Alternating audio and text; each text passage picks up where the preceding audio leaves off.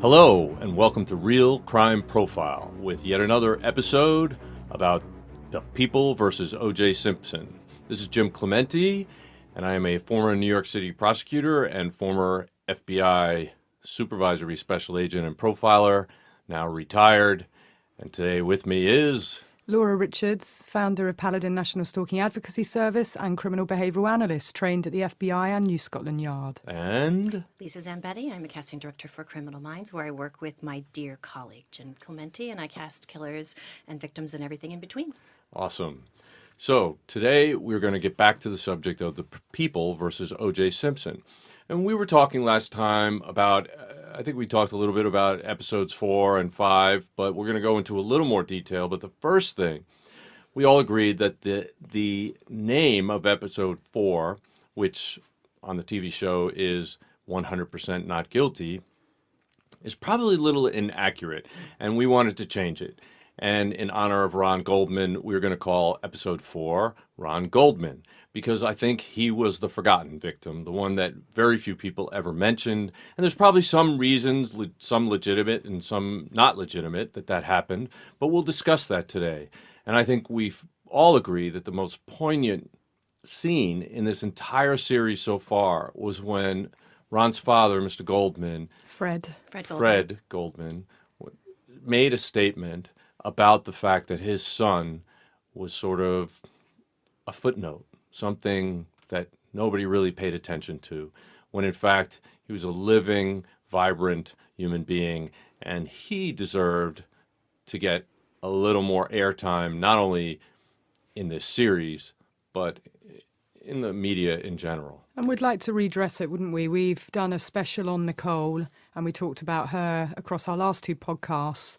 She too was a footnote in the show itself, and certainly we all feel that it's important to talk about Ron, the person that he was, understanding him through the eyes of those who knew him best, his friends, his family, his sister Kim, who talks incessantly about him. And the fact that, certainly for me, I feel people always talk to families who have been bereaved about this thing called closure, in inverted commas. And Kim makes a very clear case. There's no closure for families.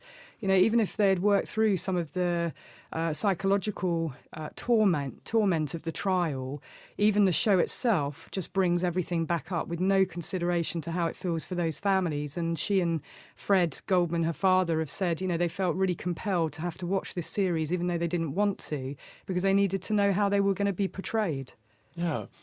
And speaking of the portrayal, I just want to give a shout out to the actor who actually plays Fred Goldman in the series, who I think is doing an astonishing job, and that's probably part of the reason why you were so affected, Jim. And his name is Joseph Sharavo. He's a longtime actor, and actually also the actress who plays Kim Goldman is Jessica Blair Herman. So I just want to give a shout out to those actors who it must be very difficult for them to, as a big responsibility, to play real people who are really still alive and tell their story. So I want to give a shout out to them. Yeah, and I'm glad you pointed that out, because what is amazing is that I remember the shots of them coming and going from the trial, and certain shots of them in the trial during the actual proceedings. And I think it was always terrible that they were sort of the image of the victims. They were the ones that kept it going. I know Nicole's sister was a witness in the trial. I know she testified very strongly, I think very compellingly, about what her sister went through and some of the things that had preceded her murder. But I think Ron's visage was just gone, except for his father and his sister sitting there every day. And there were some very emotional things that they had to go through. And I thought in this particular scene, when they finally did address Ron's family, at the sort of depiction of pain and suffering on the part of family members who are the secondary victims when somebody is murdered. I mean, how do you ever recover from that, especially when it's somebody who was so brutally taken away. Well, I'd certainly argue, as I always do, with those who I represent, victims, and from my own experience, certainly the criminal justice system re-victimises you over and over again. And I think that's what we see across, the portrayal, but also when I've listened to what Fred and Kim have said subsequently about the actual show itself, that they feel very much that people have said this show is not about the victims, and they say, yeah, they completely understand that. It's living up to that because they are the footnotes yet again. And of course, that is how the trial happened. But how can they ever move on when this show on FX is everywhere? That it is in their face and they do have to confront it and deal with it. And, it opens up everything else for them again.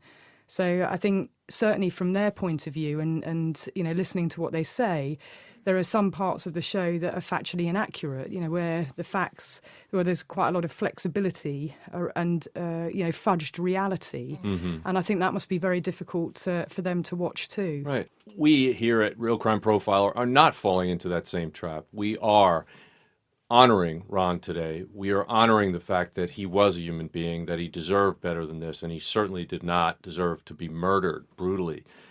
But when we actually look at the crime scene, we talked about the brutality of that crime scene.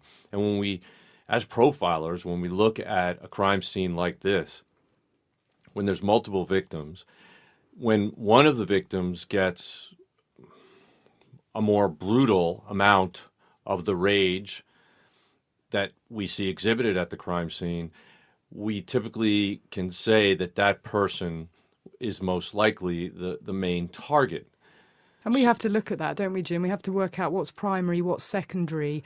And it's not necessarily saying that one person is valued more than another, but it's working out what's motivating this particular offender or offenders. So one gets more focused on than the other just by trying to solve the crime. So right. Yeah. And what it normally will take you to the perpetrator, you see. Yes, so that's why it's really important. Yeah, it reveals the motive. In other words, if somebody is quickly dispatched and another person, there's more time, or it's done in a much more personal way, or much more violent or graphic or brutal way, that person is typically the person who was the main target of the offender.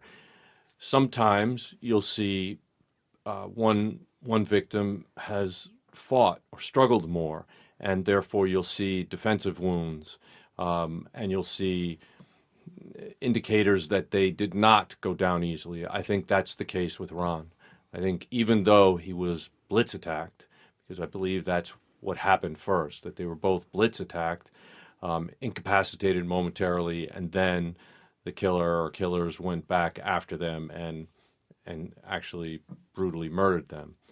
But when you see that he has some defensive wounds and that the stabbing, for example, in his legs, indicates that he was struggling more and than probably Nicole kicking was able out. to. Yes. Given the placement of the stab wounds, he was karate trained. Yes.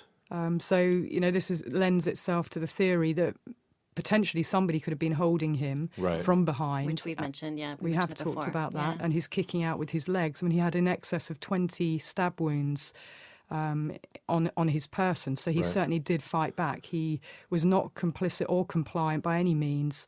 Certainly my belief is that, he was trying to be the hero here and save Nicole, as he'd played the hero before with his sister, saving her from a car crash with very little forethought for himself. And I think that tells us a huge amount about Ron and the type of person that he was. Absolutely. And I think that's important for us to dwell on here today. The fact is that most likely the reason why he lost his life is because he was probably fighting to save Nicole's life.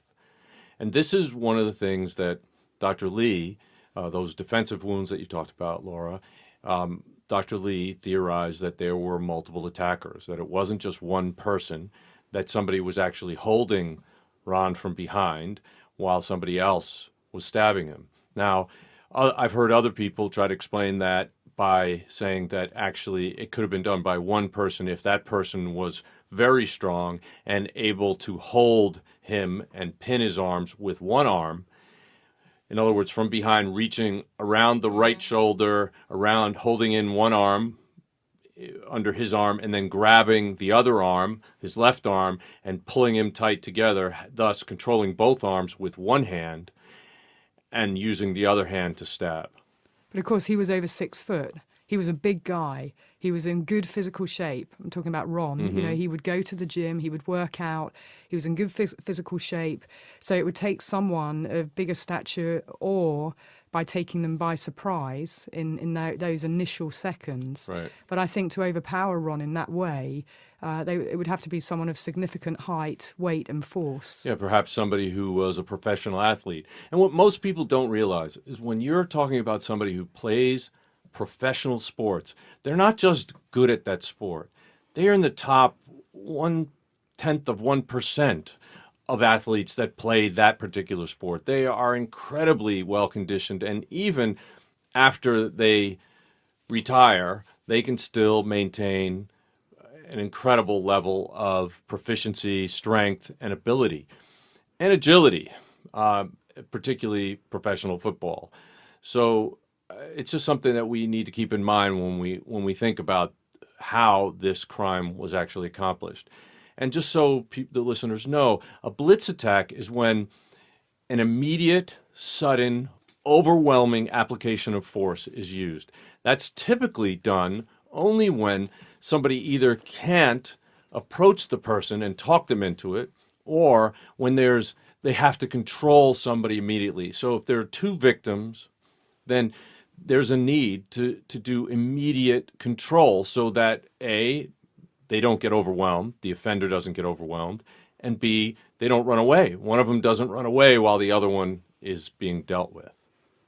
Or call for help, or, you know, be able to Raise the alarm. So there's a lot to try and control, you know, on those initial minutes or seconds, really, particularly when you've got two people like Ron and Nicole, both of whom, you know, seemingly non-compliant.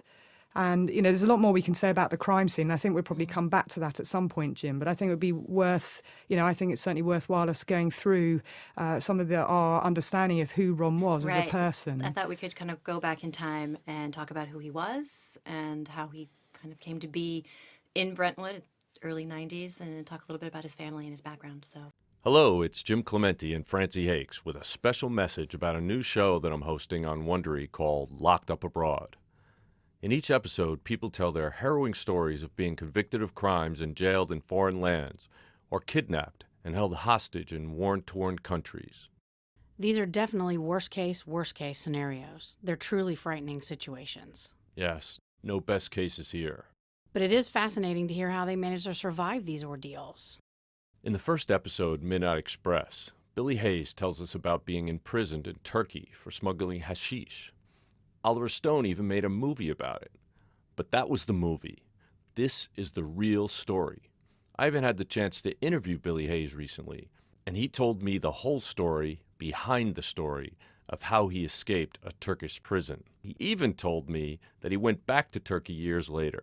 You have to hear his story to believe it. And now, in his own words, here is Billy Hayes. You want to start, Laura? Or? Yeah, I mean, I think we learn quite a lot from Kim and Father Fred. I mean, certainly they've done the most interviews about him, trying to honour his life and create a legacy.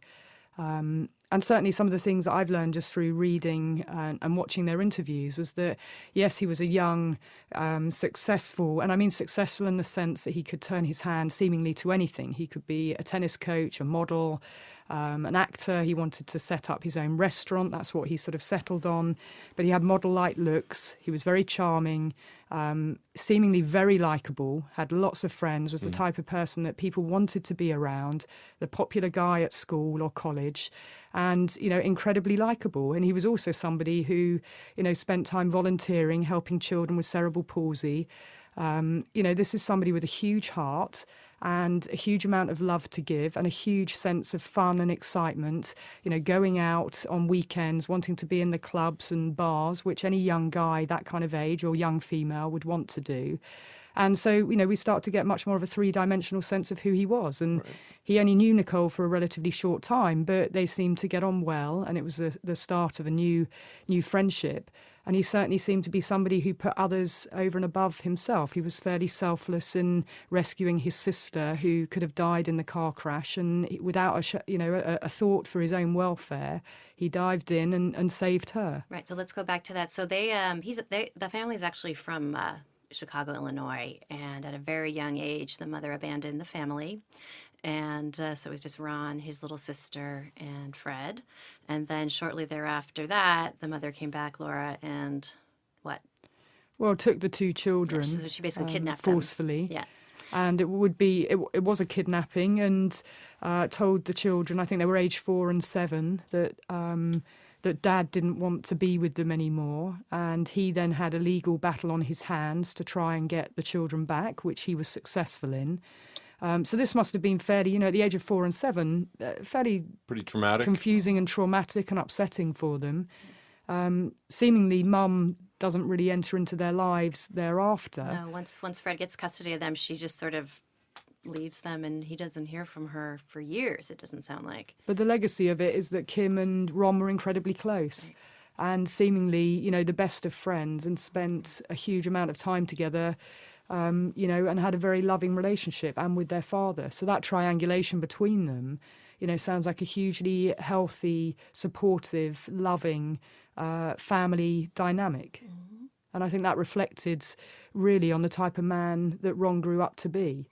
So they were in a car accident. I believe they were hit by a drunk driver when Kim was 13. Yep. They were all in the car, and Ron went back into the car and pulled her out of the car, I believe, and she was severely burned. She had third-degree burns, and So he it was dragged her from burning. the car. And he was screaming to the paramedics, get my sister, and all that. And can't even imagine. he didn't give up on her. Yeah. And I think, when we see what she has done in his name and his honour, she and the father, Fred, have not given up their fight for justice, and still continuing to this day. And after their time in Chicago, the family moved to L.A., and Ron followed shortly thereafter. He went to college, I think, for 1 year and dropped out and went to follow his dad and his sister to L.A., and he dove right into the LA scene, trying to find his way, trying anything, like lots and lots of, guys do who come to the land of dreams in LA. The Hollywood bubble. Yeah. And living in Brentwood. And, it appears that he was holding down several different jobs and struggled to pay his rent. And I think it's interesting he chose Brentwood. It's kind of a cool place. And would rather pay the higher rent and live somewhere cool. That probably says a little bit about him, that he was, a mover and a shaker, but was seeking fun, as, anyone would do of that age, wanting Sure. to go out and seek out fun. And he had a lot of friends. And he wasn't perfect. I mean, it looks like he racked up some money in credit card debt that his dad got really pissed off about and wouldn't, bail him out of that, but said, no, you gotta work figure through it out this. Yeah, I mean, yourself. like so many people do, and he had expired driver's licenses, so he wasn't this perfect, idealized person. He was a real normal guy. I was telling Laura that I went to visit during that time in the early 90s. I went to visit some friends who were going to UCLA, and we went to a bunch of parties and saw guys just like Ron, just enjoying the scene, and like you said, sometimes you're waitering, sometimes you're teaching tennis, you're trying to just make it in Although the he'd city got and his find your license place. as well, hadn't he, as an emergency medical technician. Right. So, he was doing lots of different things. To help people. Yeah, some of which were to help people, absolutely. But it seems that just at the point where he was murdered, that he had a real burning ambition that he wanted to, open up his own restaurant or bar, and that was sort of the plan that he was, executing and wanting to work on. Right. So he was young, and he was a young man who's in a vibrant city, and he's interacting with people. And one of the people he meets is Nicole Simpson, and apparently they struck up a friendship. And there's no indication that they actually had an intimate relationship. I think a neighbour introduced them, in a coffee house, and they went to the same gym. And seemingly no relationship between them, because his best friend said that, he would talk about those things. I think but she was friends with a lot of his friends who were at this coffee place, and they would see each other every day, after Right. workouts and stuff. It's nothing unusual Right. at all about it. No, but I think the interesting point was that his best friend, who was a guy, said that he would tell him when he was dating women, and he didn't talk about Nicole in that way. Yes, he was excited being with her and enjoyed her company, but there was no conversation about an intimate relationship. Right. And so, which sort of brings us to one of the reasons why we're discussing this, and that is this is all part of victimology. And victimology is the study of the victim. Anything you could possibly learn or know about a victim, because victims, as I explained in an earlier episode, victims are chosen by offenders. They're picked out among all the people in the world. A particular victim at a particular place, at a particular time, in a particular manner, for a particular purpose. And those choices actually leak out information about the offender. So we assign a risk level to victims based on their behavior, their lifestyle, their behavior, things they're into, their hobbies, their good aspects and bad aspects. And for example, in this case, you would look at who he hung out with, what activities did he engage in. Was he a drug dealer who was constantly, meeting people who were involved in a very violent drug trade? Or was he actually just involved with people who were not criminals, who were just regular, everyday people? It was his job, risky, very dangerous. No, he worked at a restaurant, a nice restaurant, and he met nice people there for the most part. And he didn't engage in activities that would have raised his risk level to the point where he would have a grave risk of somebody taking his life. So it's a very narrow pool of people who could have had access to him, who would have had access to him. And it is evident in that lifestyle that he was not sort of walking around with a target on his back, that he was in high risk of being killed. So we would assign, I think we could all agree that he was a low-risk victim. Absolutely. And in fact, the opposite was true. He was a very, very likable guy. Everybody liked him and gravitated towards him. And we all know those kinds of people. They're fun to be around. He was mischievous, but charismatic. And everyone wanted to be around him. If you want to get a sense of actually really what it was like, there is a YouTube clip. He appeared on the show called Studs, which was hilarious. I remember watching this when I was much younger, where it's like a dating show, and a bunch of guys go on and they go on a date with girls. And so Ron was on this show, and if you watch the clip, I mean, he's sitting there with another guy, total bros. And if he were Italian, Jimmy, we would say he was a gumbaz. Okay. I mean, he's like one of the guys. He's one of the guys, and he's just funny, and he's arrogant, and he's everything that a early 20s guy should be. Playfully arrogant, right? Playfully, yeah, of course. But I mean, he likes the girl he's going on dates with, and if you, maybe I'll post this clip on our Facebook page, but you'll see, hear his voice, you see how he's dressed, he's just a normal guy and charming. Yeah, so when you look at that, then you find, when you look at the circumstances surrounding Ron Goldman, and then you try to figure out how did he come into contact with somebody who would end up killing him. And it's very unfortunate, but the fact is that when you come into contact with somebody who actually is in the middle of a long, drawn-out domestic violence situation, that you can actually, even if you're just peripherally involved in that person's life, you could actually raise the risk level tremendously. Wrong time, wrong place. And, exactly. Sadly, that's seemingly what happened here, that he goes to drop off Nicole's mother's sunglasses because 11 of them had dinner in the restaurant. And it seems that for all intents and purposes, he was going to go out that night with other people. So he goes round to Nicole's. He's already been back to change, having been at the restaurant. And then he goes round to Nicole's. And in that split moment of timing, unfortunately, that's where he's in the wrong time, wrong place. Right. And he loses his life. And so we would call that a mixed risk victim. In other words, there is a mix of low risk and one high risk moment, basically. It's sort of like if you're a low risk person and you're commuting back and forth to work every day, but you got a flat tire and you pull off the highway in an area that happens to be, let's say, a drug trade area or a gang area. And even though you're a very low risk victim, now you've just sort of accidentally engaged in behavior that makes the risk of you getting hurt very high. And that actually is most likely what happened here. Whether the person that killed Nicole was laying in wait, thinking that she was going to have a boyfriend come over and attacked as soon as they saw Ron, thinking that Ron was her boyfriend, or whether actually this guy was in the middle of attacking Nicole when Ron showed up. We don't know exactly.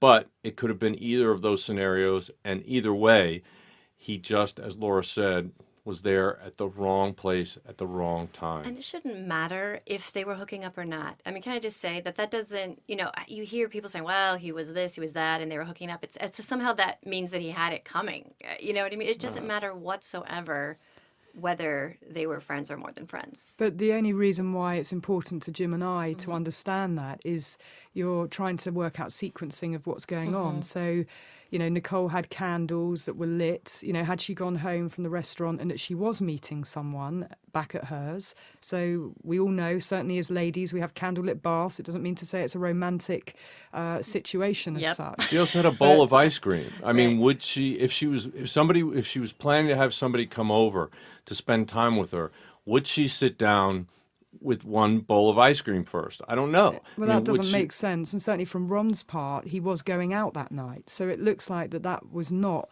the situation. But what it tells us about and why it's important to us is about the crime scene, which you understand the what, the where, the when, the why, the how. It would normally take you to the who. So actually working out who's the primary victim again, and doing the victimology, as Jim said, is a really important point. But normally when it's a female-male, people jump to all the wrong conclusions. I completely agree with you, Lisa.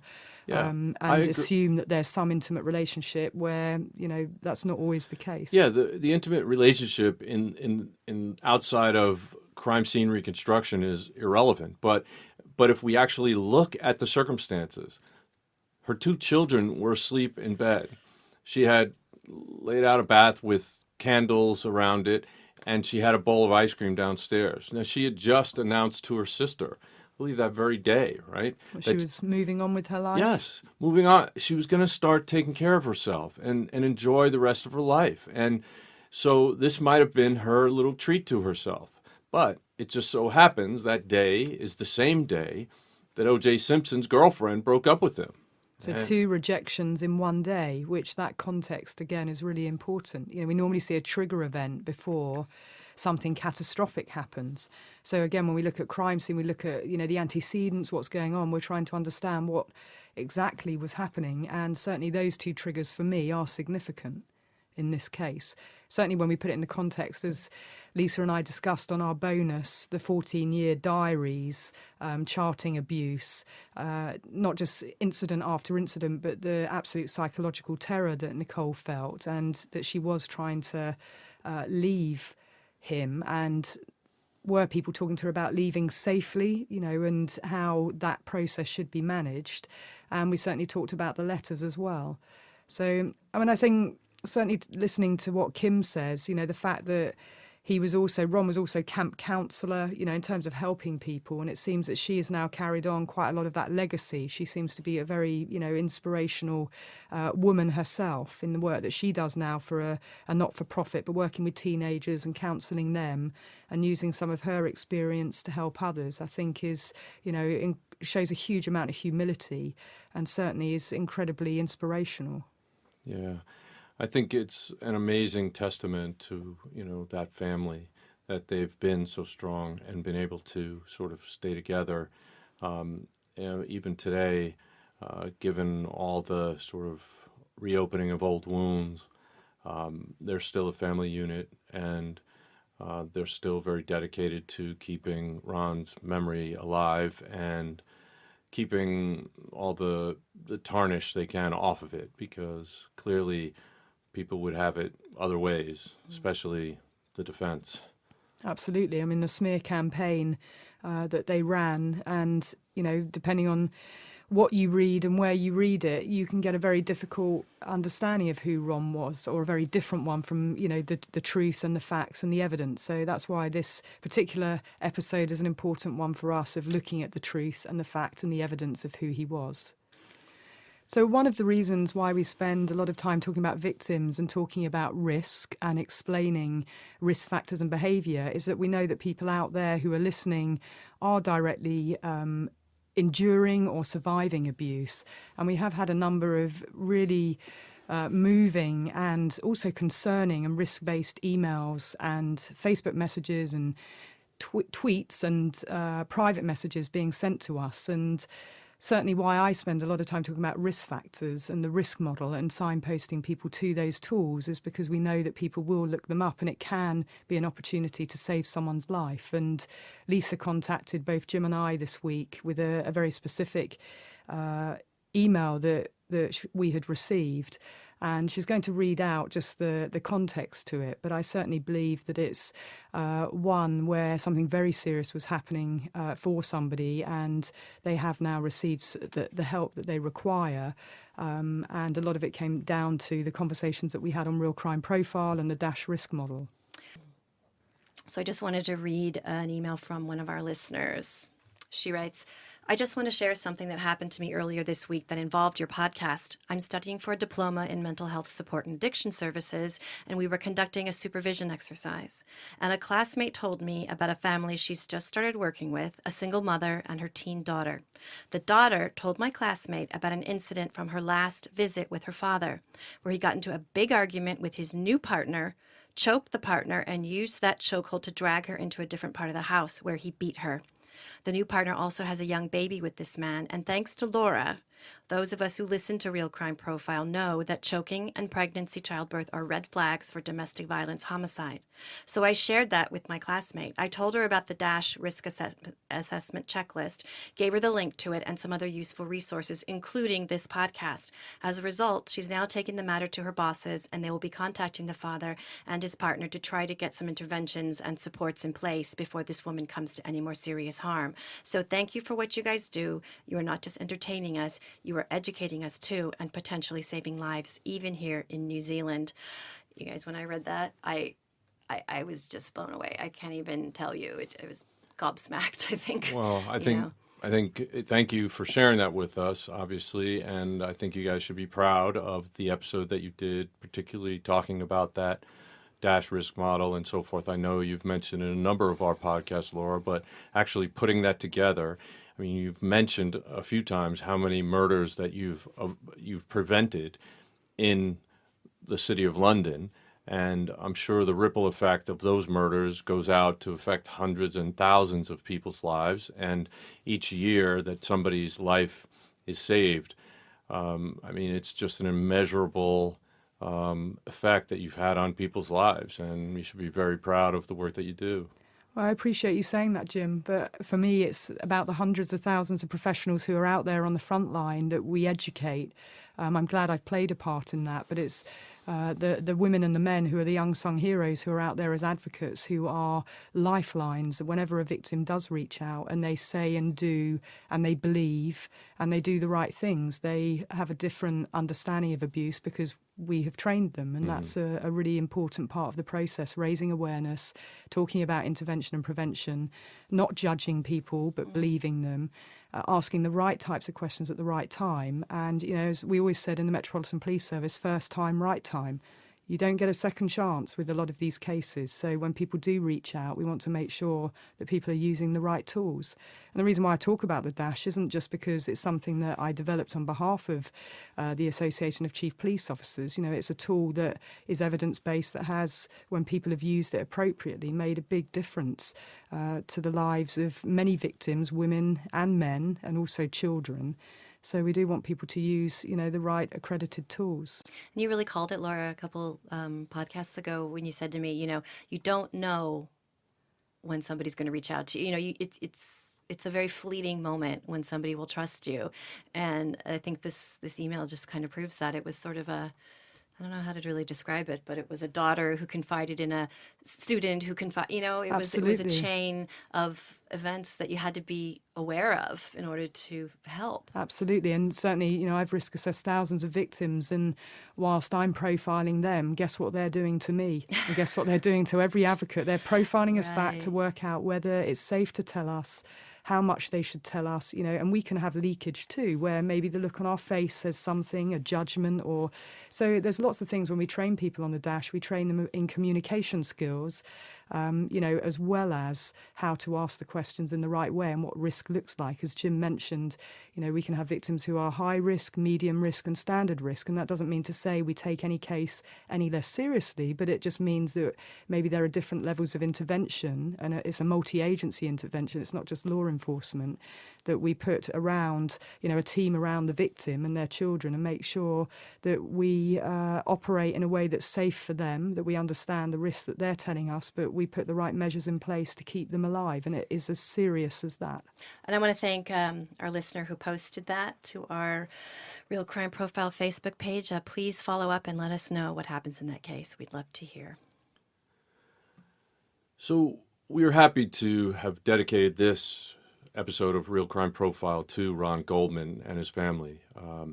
And we hope that it will sort of get people to think a little bit more about the victims of crimes and the ripple effect it has on their families, because I think everybody in this room has had something happen to them and their families, and it does really affect and change their lives.